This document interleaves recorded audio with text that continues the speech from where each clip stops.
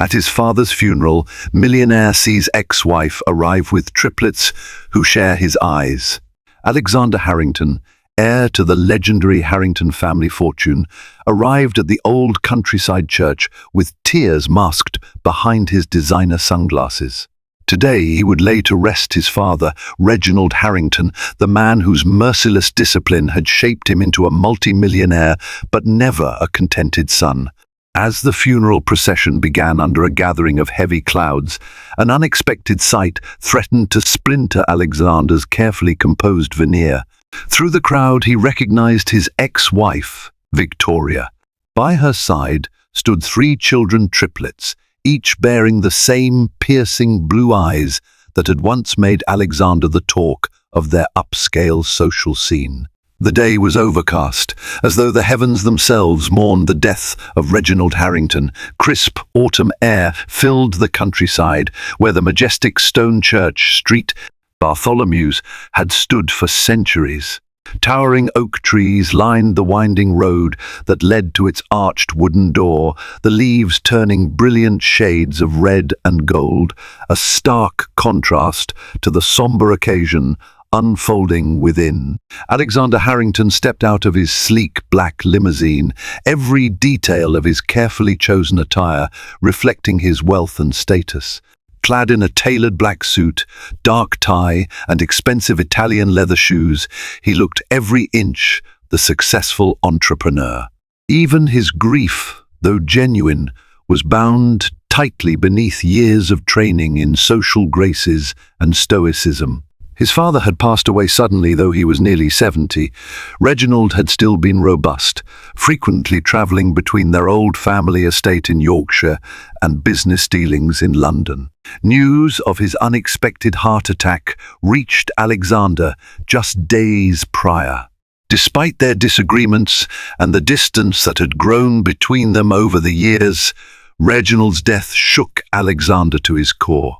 The churchyard was filled with mourners, local villagers whose families had worked on Harrington land for generations, business associates who respected Reginald's acumen, and extended family who rarely emerged from their private lives except for weddings and funerals. Alexander, who had only corresponded by email and infrequent calls to his father for the past year, was now face to face with the extended Harrington clan, swirling in hushed conversations and sideways glances.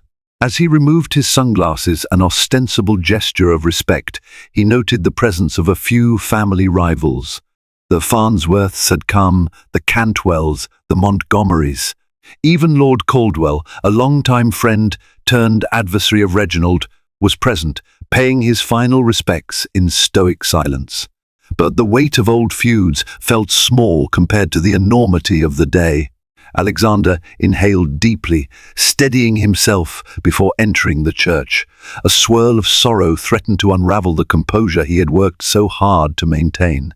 In the hush of the chapel, the polished casket stood near the altar, wreaths of white lilies draped over its edges. The soft glow of candlelight reflected in the stained glass windows where biblical scenes danced in colored patterns along the floor. He felt waves of regret and guilt, remembering how he had chosen business expansions, overseas opportunities, and the lure of success rather than mending his strained relationship with his father. Now it was too late. The eulogy was to begin in minutes. As he made his way down the aisle, he glimpsed his mother, Margaret Harrington, seated in the front pew. Margaret's face was pale, her eyes red from a week of mourning. She offered Alexander a trembling smile when he came to her side. He reached out, clasping her hands gently. "Mother," he whispered, "I'm so sorry." She nodded, squeezing his hands. "He was proud of you," she managed. He never would have admitted it in so many words, but he was always proud. Alexander swallowed against a sudden lump in his throat. If only he'd had more time to make amends, but that chance had slipped away. Just as he was about to sit, his eyes caught motion at the door. A slender figure in a form-fitting black dress entered, hesitant as though unsure she was welcome. Victoria, his ex-wife. For a long moment, Alexander believed he must be hallucinating. After all, Victoria had cut ties with him fiercely nearly 5 years ago. Their marriage had been short, lived only 2 years, but it had been filled with intense emotion. He remembered how they met at a yacht show in Monaco, where Victoria had accompanied a prominent art dealer. One shared look across the deck had led to a whirlwind romance, culminating in a high society wedding that had been the talk of London. But then cracks formed. Victoria was an artist, eccentric in her passions, prone to creativity that didn't always align with the Harrington family's traditions. Reginald had never approved of her. The tensions multiplied, culminating in arguments that ended with Victoria leaving, taking nothing but her worn suitcase and an unbreakable determination to survive on her own. Over the years, Alexander had tried to bury the heartbreak under a mountain of business deals. He rarely let himself think about her, yet here she was, eyes hidden by a thin black veil. She held the hands of 3 children who appeared to be about 4 years old triplets, undeniably so, and each of them possessed the same vibrant blue eyes as Alexander. A cold shock rippled through him, leaving him momentarily frozen. Were these children his? Victoria had never once reached out to him about pregnancy or children. He felt sure she would have, wouldn't she? The funeral service was beginning, and the organ's solemn notes echoed through the nave. Alexander stumbled into a pew near the front, disoriented. He risked a quick glance over his shoulder. Victoria lifted her veil slightly, catching his eye. There was apprehension on her face, a quiet desperation he'd never known her to have. The priest began the readings, praising Reginald's philanthropic works, listing the charities he supported, and recounting his dedication to preserving the family's centuries-old legacy. However, Alexander's mind was miles away. He could hardly hear a word. All he could think about were the triplets, each so strikingly similar, each with the same eyes that had been a hallmark of the Harringtons for generations. Were they truly his? If so, why had Victoria hidden them from him all this time? As the solemn ceremony concluded, Alexander barely registered the eulogy's specifics. Hushed murmurings gave way to the final blessing as the coffin was escorted to the burial plot in the adjacent graveyard. Ancient tombstones dotted the manicured lawn, marking the resting places of Harrington ancestors long past. Alexander stood beside his mother, stoic, as the coffin was lowered into the ground. A flurry of rose petals and dust drifted on the breeze. Emotions churned in his chest. Margaret reached out for Alexander's arm, steadying herself, but her own gaze was locked on a figure behind them, Victoria and the children. The crowd dispersed slowly, offering condolences to Alexander and his mother. Among them came old associates, family cousins, and even school friends who remembered little Alex. Every handshake and hug pulled him further into the suffocating recognition that he was the new head of the Harrington legacy.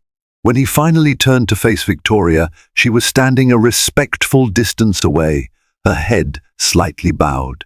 The children, 2 boys and 1 girl, clutched at her skirt, wide-eyed and silent. For a moment, her eyes met Alexander's.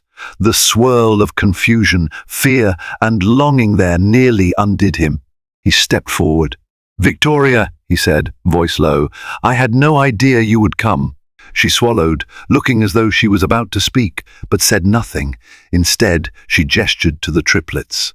"I'm sorry for your loss," she managed, her soft voice barely audible over the hush of the afternoon. Alexander knelt down, trying to examine the children without scaring them.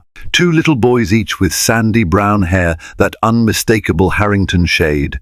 The girl had wavy locks that matched Victoria's deep chestnut color, yet the eyes were pure Harrington blue. His heart pounded. "They have my eyes," he murmured. Victoria stiffened slightly, as if bracing for backlash. "Yes," she said at last, "they do." He rose to his feet, searching her face. "You never told me. Why?" His question lingered between them, heavy and raw. Across the cemetery, distant relatives and visitors looked on, aware of the tension but too polite to stare overtly. Victoria bit her lip. "I wanted to. But things were so complicated back then. Your father, Alexander raised a brow. He what? She exhaled a slow breath. It's not a conversation for here, at Reginald's funeral, but I needed to be here. For them, for you. Alexander glanced at the children again. They stared back with quiet curiosity. He felt a tug in his chest, a mixture of anger and fierce protectiveness. How many birthdays had he missed? How many first steps, first words, first days of school had happened without him? He ran a hand through his hair, struggling to contain the turmoil. "Come to the manor," he said at last.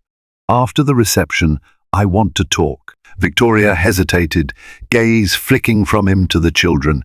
She nodded, albeit with uncertainty. Inside the old Harrington manor, the air felt heavy. A reception was arranged in the grand foyer, where portraits of Harrington ancestors lined the walls. Their solemn eyes seemed to judge each newcomer, as though protecting the estate's secrets. Caterers shuffled about, offering refreshments to the mourners. Crystal chandeliers reflected subtle rainbows across the marble floor. The hushed tones of conversation carried the weight of grief and curiosity. Everyone anticipated the reading of Reginald's will. No Harrington funeral ever concluded without some dramatic shift of inheritance or unveiling of secrets. Alexander welcomed a few guests with polite handshakes and hollow smiles. His mind, however, remained fixated on Victoria and those children. He had told her to wait in a private drawing room near the back of the manor. He had half expected her to flee, but she remained. Their conversation would come soon, though first he had to fulfill familial obligations. At precisely 2 o'clock, the family's longtime lawyer, Richard Beckford, gathered the necessary parties in the study. Dark mahogany shelves crammed with legal tomes and dusty records served as the backdrop. The scent of old books mingled with the aroma of tea that had been set out in porcelain cups for the occasion. Beckford cleared his throat, scanning the circle of immediate heirs: Margaret Harrington, Alexander, a few cousins, and a handful of aunts and uncles. He began, "As many of you know, Reginald Harrington was meticulous about his estate. What I am about to read is the final version of his will, dated 6 months ago." A hush fell. Beckford proceeded to detail smaller bequests, charitable donations, gifts for loyal staff, trust funds for various distant relatives. But everyone was waiting for the big reveal. Who would become the principal beneficiary of the legendary Harrington holdings, both property and controlling shares in the Harrington Corporation? I, Reginald Archibald Harrington, being of sound mind, Beckford read, hereby name my only son, Alexander James Harrington, as the primary heir to my estate and all associated business endeavors, on the condition that he upholds the Harrington name and continues the tradition of philanthropic engagement set forth by our family for centuries. A wave of tension broke. Alexander felt neither joy nor relief, but rather a profound sense of weight descend upon him. He was now the caretaker of the entire Harrington legacy, exactly what he'd once wanted, but had come to fear. Beckford cleared his throat, glancing at Alexander. "There is an addendum." The older man adjusted his glasses. "I have made arrangements to ensure that if my son Alexander does not produce an heir, or if he fails to uphold the moral and philanthropic standards of our family, the estate will revert to a trust overseen by the Harrington Foundation. In the event of such a scenario, the Foundation's board shall have full discretion over management of the funds, property, and assets." A murmur rippled among the relatives. Alexander's cheeks burned, especially in light of the revelation that, mere moments ago, 3 children with his unmistakable eyes had appeared. Reginald, in his final document, had put pressure on Alexander to continue the bloodline or lose the estate. Margaret's eyes flicked up to her son, concern etched in every line. She knew how complicated Alexander's personal life had become post-divorce, and yet here he was, apparently the father of triplets no one had known about. With the formalities concluded, Beckford offered a half bow. "If there are any questions, please address them to my office in due course. For now, I extend my deepest sympathies and my congratulations, Mr. Harrington." Alexander swallowed, nodding stiffly. The cousins and aunts left, a swirl of chatter punctuating the tension. Finally, he was free to go to the drawing room, where Victoria and the children waited. He found them seated on a plush, emerald green sofa. The children sat quietly, gazing around at the lavish decor with wide eyes, oil paintings, gold-framed mirrors, marble-topped side tables. Victoria perched on the edge of the seat, her posture rigid, as if preparing to defend herself. "Thank you for waiting," he began, closing the door behind him. A hush settled in the room, thick and oppressive. Victoria nodded, smoothing her skirt. "I didn't want to cause a scene. This day is already difficult for you." Alexander studied her face, noticing lines of stress that hadn't been there before. 5 years changed a person. She seemed older, more cautious, yet still possessed the same quiet determination. He exhaled slowly. "Victoria, are they? Are these children mine?" She swallowed hard. "Yes, Alexander, they're yours." Her voice trembled, despite her effort to remain composed. A mixture of anger, shock, and a strange undercurrent of gratitude coursed through him. "Why didn't you tell me?" Her eyes flickered with pain. "I tried, at first, but each time I reached out, your father was the one who answered. He threatened me, Alexander. He said that if I tried to contact you, if I claimed the children were yours, he would." She paused, glancing at the children. "He made it clear that I would not be welcomed. I had no resources." I was terrified.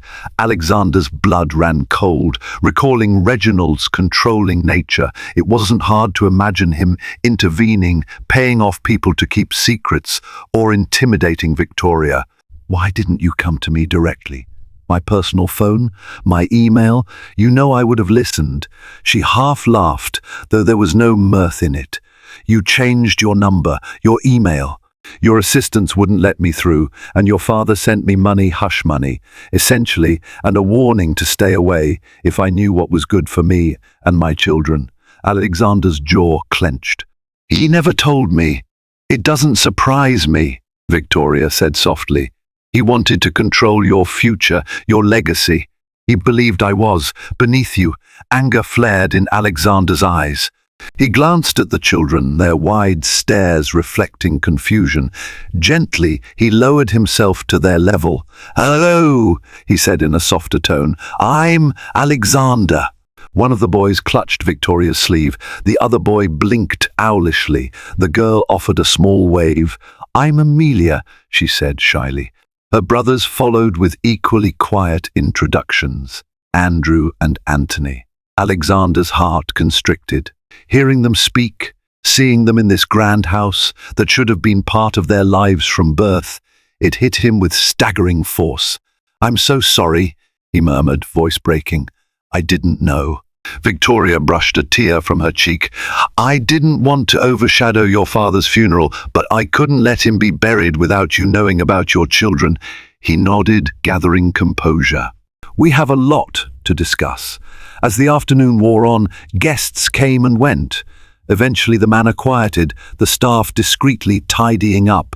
In a private dining room, Alexander arranged a small meal for Victoria and the children, wanting to speak with her away from prying eyes. Margaret, Alexander's mother, approached them, her expression a mix of curiosity and uncertainty. She greeted Victoria politely, though a hint of residual tension lingered in her voice, memories of old arguments. But upon seeing the children, Margaret's expression softened. The resemblance to Alexander was unmistakable, tugging at her heart. "Oh my," she breathed, you must be my grandchildren." The children shifted nervously, but Margaret took a step forward, gently patting Amelia's head. "I'm sorry I never met you before." Tears welled in her eyes. She looked questioningly at Alexander, who gave her a short nod, confirming their parentage. Margaret, clearly emotional, excused herself to give them space, yet promised to return soon to properly meet the triplets. Seated around the dining table, Alexander and Victoria watched the children nibble at finger sandwiches and fruit tarts. The tension weighed heavily. Alexander broke the silence. "Your life, these past 5 years, how have you managed?" Victoria sighed, tapping her fingers on the tablecloth. "It was tough. I had to lean on my art, trying to sell paintings, sketches. Some months were good, others horrible. I used the money your father sent just to keep us afloat: rent, food, necessities for the children. I never wanted to live on Harrington charity, but there were times when I had no choice." He noticed her shoulders trembling with suppressed emotions. "You should have been able to rely on me." She gave him a bitter smile. "Easier said than done. Your father made sure that door was sealed shut." Alexander's eyes flicked to the triplets, who were giggling at each other's messy attempts to eat fruit slices. A pang of regret nearly tore him apart. He had missed so much. "Things are different now," he said firmly. "My father can no longer keep us apart. I want to be part of their lives, and I want to make things right." Victoria's eyes searched his. "What does that mean?" "It means I want you to move in here or somewhere near my main residence in London, where I can support you and the children. They're Harringtons. They deserve everything I can give." She looked uncertain. "I don't want to uproot them just like that. And I'm not sure how I feel about living in this house, under the shadow of Reginald Harrington's memory." "We can discuss the details," Alexander said gently. "But you won't have to struggle again, I can promise you that." She nodded, relieved, tears brimming in her eyes. Still, a current of unspoken tension flowed between them. Memories of their passionate fights, the pain of separation, the heartbreak that had defined their short marriage. Over the next several days, arrangements were made for Reginald's final affairs. Business partners, attorneys, and various board members of the Harrington Corporation approached Alexander to offer condolences and question his future plans. The media, never missing a chance to spotlight high society drama, had begun printing subtle hints that there were new heirs on the scene. Alexander found himself torn between managing a business empire and trying to connect with the children. Late nights in the Manor's library were spent poring over documents, fielding calls with major shareholders, and attempting to ensure a smooth transition of leadership. Meanwhile, every morning he'd try to steal a moment with the triplets. They were still shy around him, though less so each day. Victoria took them on walks around the expansive manor grounds. She did her best to maintain a gentle routine, allowing them to adjust to an environment vastly different from the small flat in which they'd lived. Occasionally, Alexander joined them, leading to sweet yet awkward interactions. The children asked him innocent questions about the large pond, the old stable, the orchard. He struggled to answer with fatherly warmth, still battling the guilt of having been absent. One crisp morning, as a swirl of leaves danced across the garden, Alexander found Andrew lagging behind the others, staring at an old statue of a Harrington ancestor. The boy's small brow was furrowed. "Hey, buddy," Alexander said, kneeling beside him. "What's on your mind?" Andrew pointed at the statue. "He looks like you." Alexander smiled faintly. "That's our ancestor, Charles Harrington. He lived a long time ago. There's a whole line of Harringtons." Andrew turned to look at Alexander, big blue eyes studying his face. "Are you my dad?" The question, so simple and earnest, hit Alexander in the gut. "Yes," he managed. "Yes, Andrew, I'm your dad. Why didn't you come to see me before?" A cold wind rustled the leaves. Alexander felt tears prick at his eyes. He placed a hand gently on Andrew's shoulder. "I didn't know about you. I'm so sorry." Andrew was quiet for a moment, then nodded and scampered off toward Victoria and his siblings. Alexander remained there, crouched in front of the statue, the old patriarch's stone gaze seeming to judge him. He wondered what Reginald had been thinking, keeping such a secret, effectively robbing him of the chance to know his own children. Though Reginald was gone, the spectre of his influence lingered. One afternoon, Alexander received a surprise visit from Charles Farnsworth, an old business rival and distant cousin. Charles, who had always coveted the Harrington fortune, wasted no time alluding to rumors about the triplets. "Word is you suddenly have 3 heirs in your possession, Alex," Farnsworth said smugly, swirling brandy in a snifter as they spoke in the Manor's study. "Quite convenient for you, given your father's stipulations." Alexander stiffened. "They are my children, Charles. That is not convenient, it is reality." Charles raised an eyebrow, an oily smile on his lips. Of course, of course. Still, you must see how it looks from the outside. An ex-wife reappearing with triplets just days after your father's passing, ensuring you keep your inheritance. Alexander clenched his jaw. "Careful, cousin. I don't appreciate your insinuations." Charles shrugged, draining his brandy. "I merely wanted to offer a piece of advice. Be sure the paternity is beyond question. The Harrington board might ask for it eventually, especially if they suspect some trickery." With that, Charles departed, leaving Alexander's anger simmering. Even in death, Reginald's complicated web of control and expectation was punishing them all. That evening, Alexander found Victoria in the Manor's library. She was reading a children's book to Amelia, her voice soft and melodic. At his approach, Amelia smiled sleepily, and Victoria ushered her off to bed in the guest room they occupied. When Victoria returned, Alexander exhaled, heavy-lidded from a day of stress. "I should probably confirm paternity," he said, wincing at how callous he sounded. "Not that I doubt you, but for legal reasons. The board, they might push for it." She looked down, sadness passing across her features. "I understand. I figured that would happen. I've kept medical records, but if a test is needed, let's do it." Alexander nodded. "I hate that it's even necessary, but you saw how Farnsworth eyed us today." Victoria bit her lip, stepping closer. He noticed the faint scent of her shampoo, the same one she used back when they were newlyweds. Memories overwhelmed him: late nights in Monaco, secret getaways on his yacht, dancing under starlit skies. "He wants to see you fail," Victoria said. "He always has. I won't let him." A steely determination lit Alexander's eyes. "And I won't let the children be used as pawns in a power play. Or you. We have to stand together on this." Her expression flickered with relief. "Then let's do what needs to be done. For them." Alexander hesitated, a surge of warmth in his chest. "Thank you," he murmured, "for having them, for caring for them all these years. I can't imagine how hard it was." Victoria's eyes glistened with tears. She looked away, lips quivering. "I didn't have a choice. They saved me, in a way. My art wasn't enough, but they gave me purpose."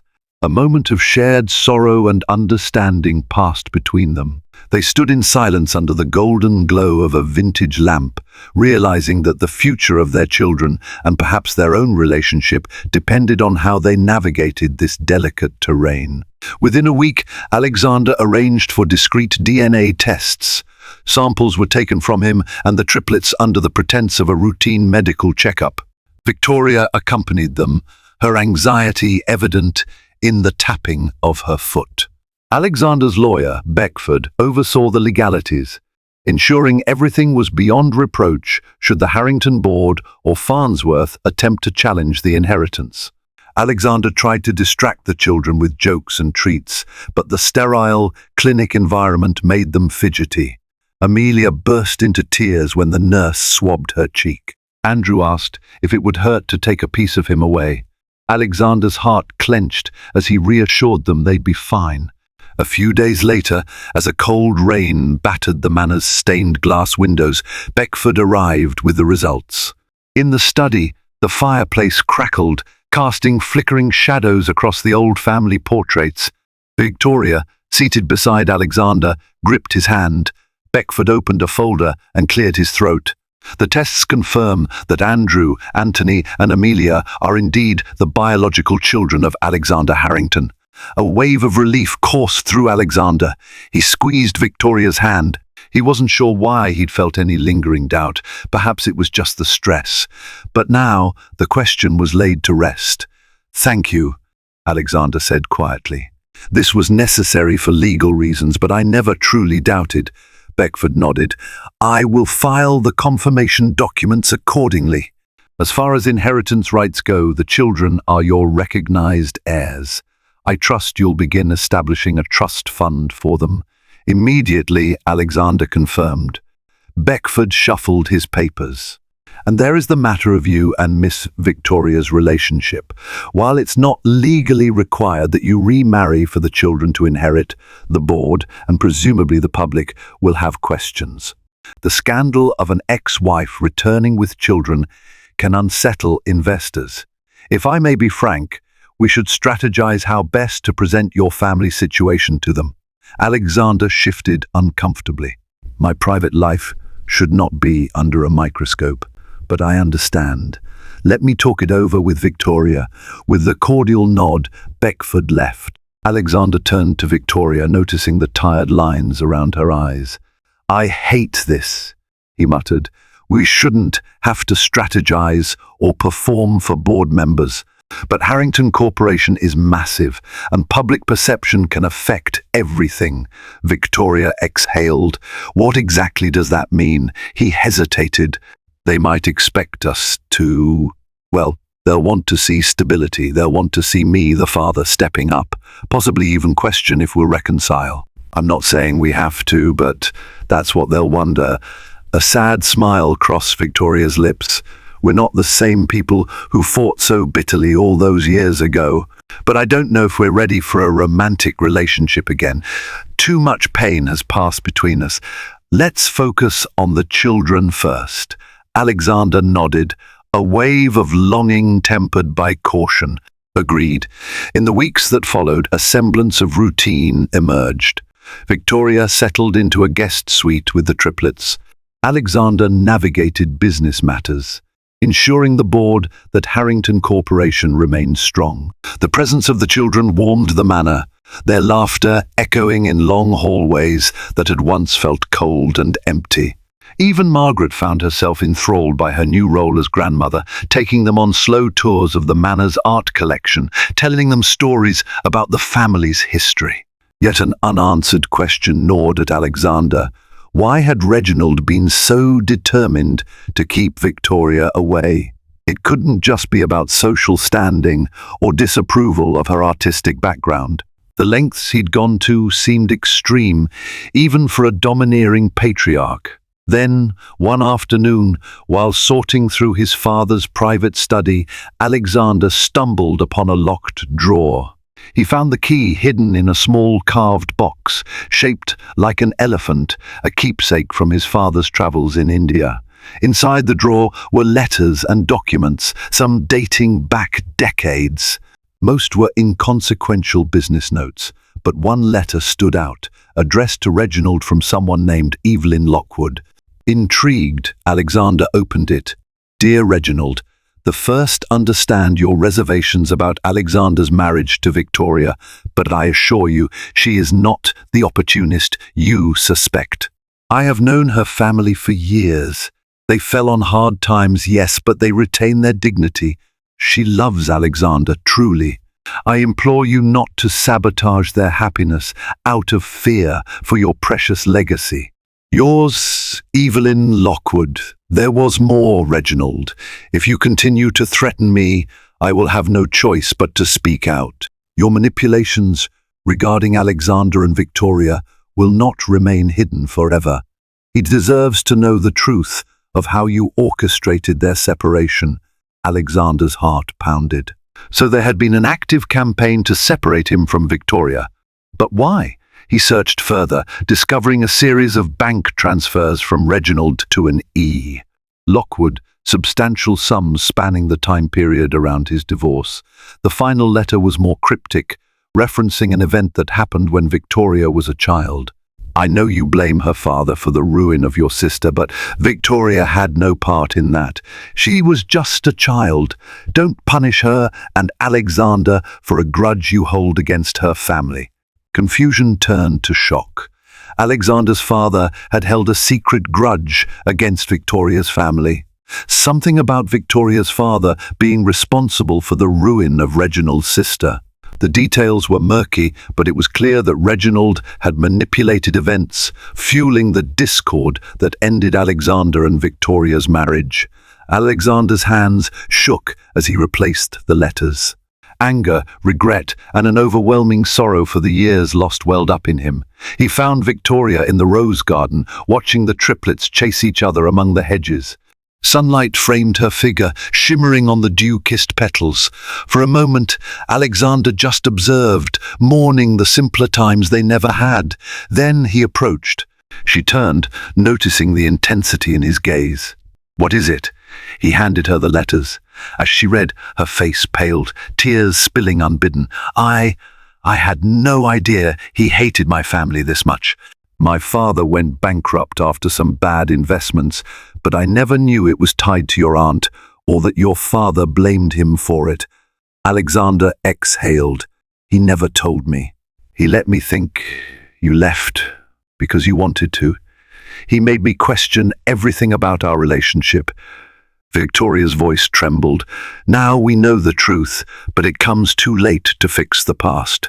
Alexander set a hand gently on her shoulder. "Maybe we can't fix the past, but we can shape our future." As the days slipped into weeks, the children adapted to their new environment. Their giggles filled the manor's once silent corridors. They had a private tutor on weekdays, supplemented by art lessons from Victoria, walks with Margaret, and visits to the stables where the caretaker let them brush the horses.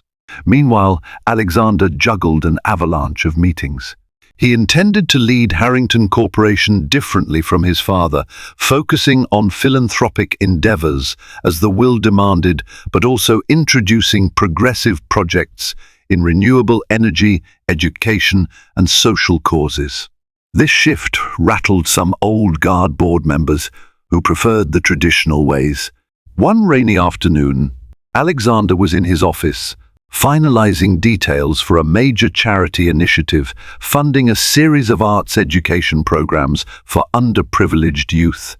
He considered it an homage to Victoria's creative spirit. A knock on the door pulled him from his work. Victoria stepped in, looking thoughtful. "I've been thinking about our living arrangement," she said quietly, taking a seat.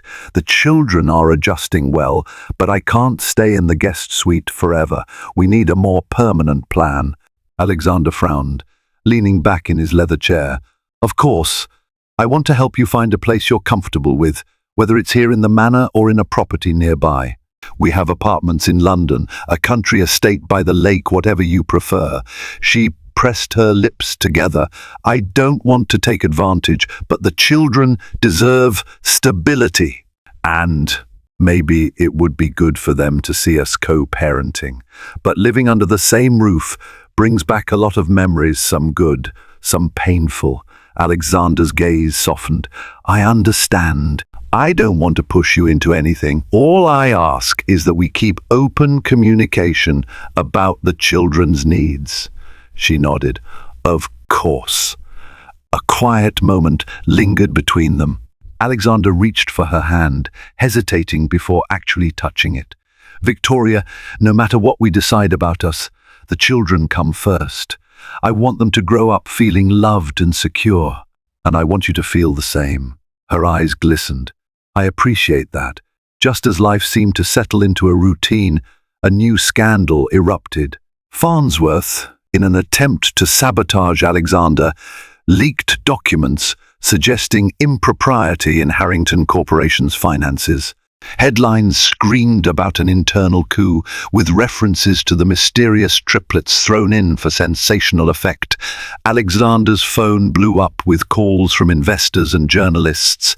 The board demanded an emergency meeting, which took place in London, at the corporation's headquarters, a sleek high-rise that stood in contrast to the centuries-old Harrington estate. In a tense boardroom lined with glass windows overlooking the Thames, Farnsworth presented doctored evidence of alleged fund misappropriations. Alexander, flanked by Beckford and a forensic accountant, vehemently denied the allegations, systematically dismantling Farnsworth's claims as fabrications. But the damage in the media was significant. Rumors swirled about Alexander's children, whether or not he was fit to run the corporation, and if the Harrington name had become tarnished. After the meeting, Alexander slumped in a leather chair in the CFO's office. Victoria had accompanied him to provide emotional support and to be introduced as the mother of his heirs. She placed a comforting hand on his shoulder. "This is all so exhausting," Alexander said, rubbing his temples. "I never wanted to play these political games. I just wanted to build something meaningful." Victoria gave him a gentle look. "Maybe it's time you show them who you really are. Not Reginald's son, not some rumored scandal magnate, but Alexander, a man who wants to make a difference." He looked up at her, impressed by her insight. "You're right. Hiding away won't help. I need to face this head on. I'll schedule a press conference, address the allegations, introduce our children publicly, if that's okay with you. We can control the narrative before Farnsworth does more damage." Victoria hesitated, fear flickering in her eyes. "A press conference? The children are so young they might be overwhelmed." He gently squeezed her hand. "We can keep them out of the spotlight as much as possible, but I need to acknowledge them. Denying or hiding them will only fuel rumors." Taking a shaky breath, she nodded. "All right, we'll do this. But I'll stand beside you, and the kids will be protected." A warmth sparked in Alexander's chest. For the first time in years, he felt a partnership with Victoria, a sense that they were a team, united for their children. A week later, cameras flashed wildly outside the Harrington Corporation's headquarters. Reporters from major outlets jockeyed for prime positions. The building's polished marble foyer served as the stage, with Harrington Corporation's logo prominently displayed. Alexander stood at the podium, wearing a confident expression that belied his inner nerves. Behind him, a tasteful banner proclaimed Harrington Corporation's new initiatives in environmental sustainability and community outreach. Victoria stood at his side, the triplets conspicuously absent for their protection. They stayed in a private suite upstairs, with Margaret watching over them. Alexander cleared his throat, scanning the sea of microphones. "Thank you all for coming. I wish these circumstances were more pleasant, but I believe in transparency." Recent allegations have accused Harrington Corporation of financial misconduct. Today, our internal investigation and independent auditors have found these claims baseless and malicious. We will be pursuing legal action against those who fabricated such falsehoods. A flurry of murmurs and note-taking rippled through the room. Then Alexander took a deep breath. "As for my personal life, you have questions regarding my children. I'd like to confirm that I have 3 wonderful children with my former wife, Victoria. We are committed to providing them with a secure and loving environment." He gestured to Victoria, who offered a polite smile. The reporters fired a barrage of questions. "Are you and Victoria reconciling? Why were these children hidden for so long? Is this all about the inheritance?" Alexander held up a hand. "Our children were never hidden by choice. Circumstances and misunderstandings in our family kept us apart. Now we have reconnected, and our focus is on raising them in a stable environment. We appreciate your respect for their privacy and ask that you allow us to move forward without invasive speculation." Victoria stepped forward, voice steady yet gentle. "These children are our joy. We want to protect them from the scrutiny that often comes with a name like Harrington. Please understand that their well-being matters more to us than any business. Thank you." The crowd pressed for more details, but Alexander and Victoria kept their answers measured. After concluding the statements, they exited to a room where Margaret stood with the children. Amelia tugged on Victoria's dress. "Why are all those people out there with funny lights?" Victoria smiled, ruffling Amelia's hair. "They just want to take pictures, honey, but you don't have to worry. Mummy and Daddy took care of it." Alexander knelt down, meeting the triplets' eyes. He felt a sense of pride and determination bloom within him, unlike anything he'd experienced before. This was his family, messy, complicated, but worth every ounce of effort. The press conference had mixed results. On one hand, many praised Alexander's sincerity, commending his philanthropic plans and paternal responsibility. On the other, gossip columns still buzzed about the Harrington drama, speculating if a remarriage was on the horizon. Nevertheless, Farnsworth's attempt to sabotage Alexander backfired. Harrington Corporation's stocks stabilized, and the board extended a wary acceptance of Alexander's leadership. Beckford managed the legal follow-up against Farnsworth, diminishing his influence. Meanwhile, at the manor, life found a new rhythm. Victoria painted again, setting up an easel by the large windows overlooking the rose garden. The children's laughter rang through the halls. Alexander began hosting monthly charity events, inviting local artists, educators, and innovators to share ideas. One evening, after the triplets had been put to bed, Alexander wandered into the library. He found Victoria there, gazing at a portrait of Reginald Harrington. "I sometimes wonder if he regretted what he did," she mused. Alexander joined her, following her gaze. "Part of me thinks he believed he was protecting me from a perceived threat, a family he blamed for some old betrayal. But that doesn't excuse him." Victoria nodded. "I know. There's still a lot of anger in me for the years we lost." A heavy silence fell, filled with unspoken apologies. Alexander turned to her, eyes searching. "I want you to know that no matter what you decide about us, I'll always regret not fighting harder to reach you." Tears threatened to spill down Victoria's cheeks. She inhaled shakily, her voice trembling. "At first I was furious with you, but then I realized you were as much a victim of his manipulations as I was. Maybe in time we can let go of the past and build something new." Alexander's breath caught, a spark of hope igniting. Carefully, he lifted a hand to her cheek, brushing away a tear. He leaned in, his voice soft. "I'd like that." Their lips met in a tentative kiss, one filled with the ghosts of old pain, but also the promise of renewal. Weeks turned into months. The triplets celebrated their 5th birthday in grand style, a small carnival set up on the estate's lawn, complete with colorful tents, games, and treats. Laughter abounded, echoing across the rolling hills. Margaret reveled in her role as grandmother, orchestrating every detail. Friends from the city and even a few supportive board members attended, charmed by the children's bright smiles. At sunset, after the guests departed, Alexander walked hand in hand with Victoria around the manicured grounds. The children, exhausted by the excitement, had tumbled into bed. A gentle breeze carried the fragrance of roses and newly cut grass. Pausing near the tranquil pond, they sat on a wooden bench. Alexander's gaze fell on Victoria's fingers, noticing she still wore no ring. He took a breath. "I've been thinking," he said quietly. "We started our marriage in a whirlwind, and it ended in heartbreak. We can't erase that. But we've come so far since then. We've changed." She looked at him, eyes reflecting the moonlight. "Yes, we have."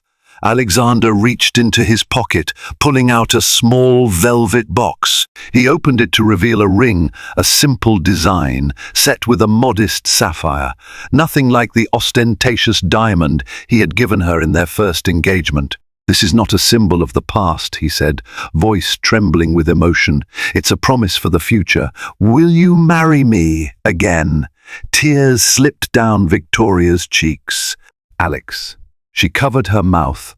Overwhelmed, He placed a gentle hand over hers. "I don't want to rush you or pressure you. You and the children mean everything to me, and I want to do this right.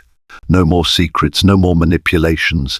Just us, choosing to be together for the right reasons." She let out a shaky laugh, tears of joy glistening. "Yes," she whispered, her voice cracking. "Yes, I'll marry you again.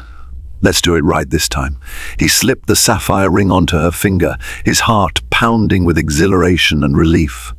They sealed the moment with a tender kiss, the moonlit pond reflecting their silhouettes in gentle ripples. From the manor's upper windows, a small trio of faces peeked out: Andrew, Anthony, and Amelia, who had snuck out of bed to spy on the late-night stroll. Giggling with excitement, they ducked back into the darkness, eager to greet the morning's news that their parents were going to be a family in every sense of the word. Months later, in a simple ceremony by that same pond, Alexander and Victoria exchanged vows. The children played roles in the wedding, Amelia carrying a basket of flower petals, Andrew and Anthony sporting tiny suits and wide grins. Friends, family, and loyal staff gathered under a white canopy as a gentle summer breeze carried the scent of roses. This time, there were no illusions or forced traditions. Margaret beamed with pride, standing in for Reginald in that father of the groom role.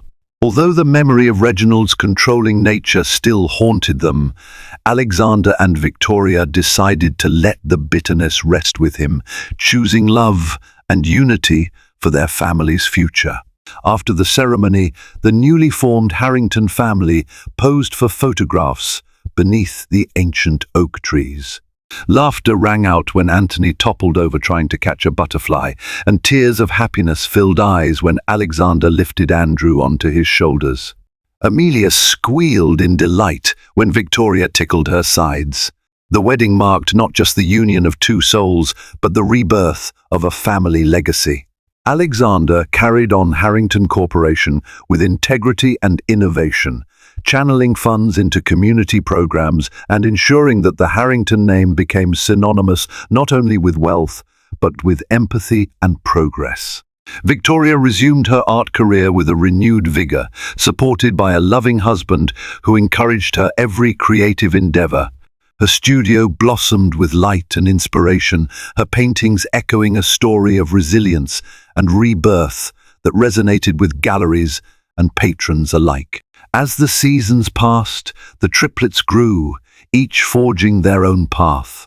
Sometimes they followed Alexander into the corporate offices, rummaging through reams of paper and playing with the office staff who adored them. Other times, they accompanied Victoria to art exhibitions, learning how to see beauty in every brushstroke. In the quiet moments like dusk falling gently over the manor gardens, Alexander would look upon his reunited family with a swelling sense of gratitude. The road they traveled was paved with heartbreak and betrayal, yet they emerged stronger for it.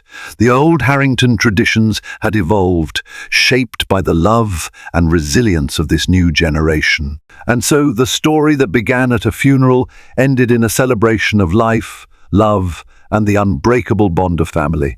Thank you for joining me on this emotional journey of love, betrayal, and redemption. We witnessed how Alexander, once consumed by ambition and estranged from his ex-wife, discovered the powerful truth hidden in the eyes of 3 children he never knew existed. Through heartbreak, shocking revelations, and the shadow of a controlling father, he and Victoria navigated impossible odds to find their way back to each other and to the family they both deserved. If this story moved you, inspired you, or simply entertained you, please show your support by liking this video, sharing it with your friends, and subscribing to my channel. Your engagement helps me continue creating stories that capture the imagination and stir the heart. Together, let's celebrate the triumph of love, the healing of old wounds, and the hope that even in our darkest moments, new beginnings are always possible.